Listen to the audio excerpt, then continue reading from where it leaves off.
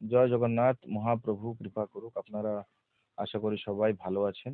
যারা আমাকে আজকে আহ, এই পর্দায় দেখছেন তাদেরকে আমি আমন্ত্রণ জানাই।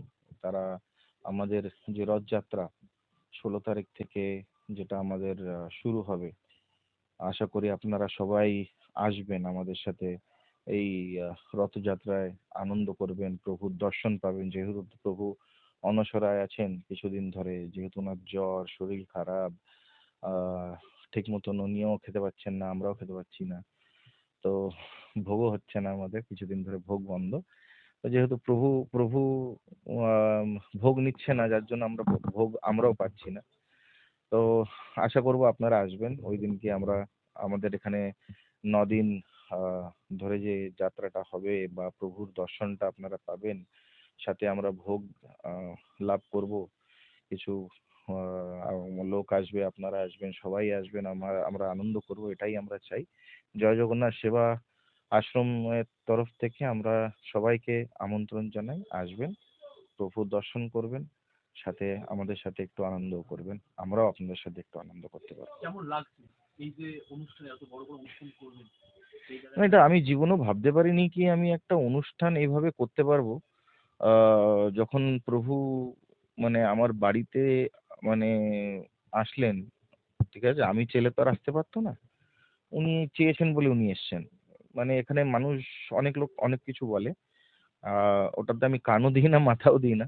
কিন্তু কথাটা হচ্ছে প্রভু, আমরা সনাতন, আমরা ভগবান মানি। ভগবান যতক্ষণ কিছু না চায়, না আমি কিছু করতে পারবো, না আপনি কিছু করতে পারবেন, না আপনার দর্শকরা কিছু করতে পারবে।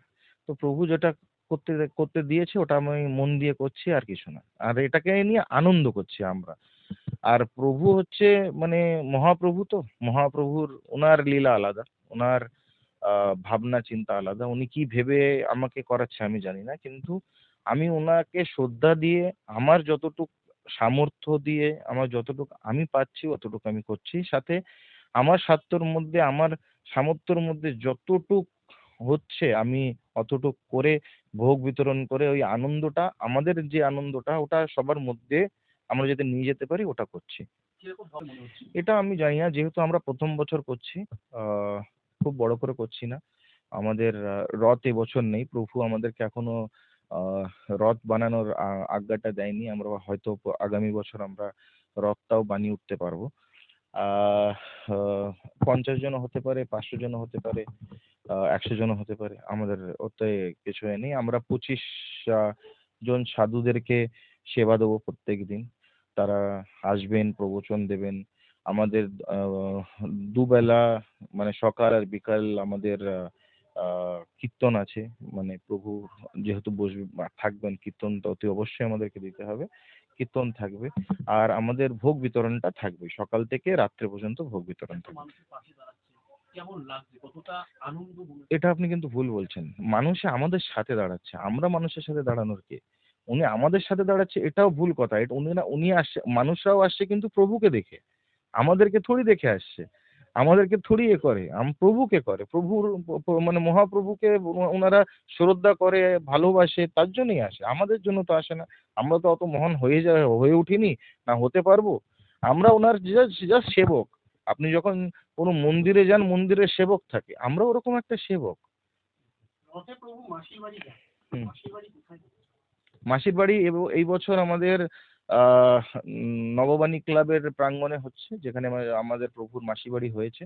আহ, আমি আশা করি এটা আজীবন ওখানেই থেকে যাবে, মাসি বাড়ি। আর আমাদের আগামী দিন প্রভুর মন্দিরেরও একটা, যেহেতু এখন আমার বাড়িতে আছে, মানে সবাই এসে সবসময় তো দর্শন করতে পারেন না। তো আমি চাই একটা মন্দিরও করব। মন্দিরের জন্য আমি দেখছি যত তাড়াতাড়ি পারি একটা মন্দিরও আমি বানাতে চাই, ওটা ছোট হোক। আমি আমার সামর্থ্য ছোট, আমি ছোট ছোটোর মধ্যে একটা ছোট মন্দির প্রভুর জন্য, যদি প্রভু আমাকে ওই ক্ষমতাটা দেয়, অবশ্যই বানাবো। আপনার নাম এবং পরিচয়? আমি দীপঙ্কর সাহা, জয় জগন্নাথ সেবা আশ্রমের একজন সেবক। এখন আপনার সন্তানের উজ্জ্বল ভবিষ্যতের একটাই ঠিকানা, নীল শিক্ষা নিকেতন কোচিং সেন্টার।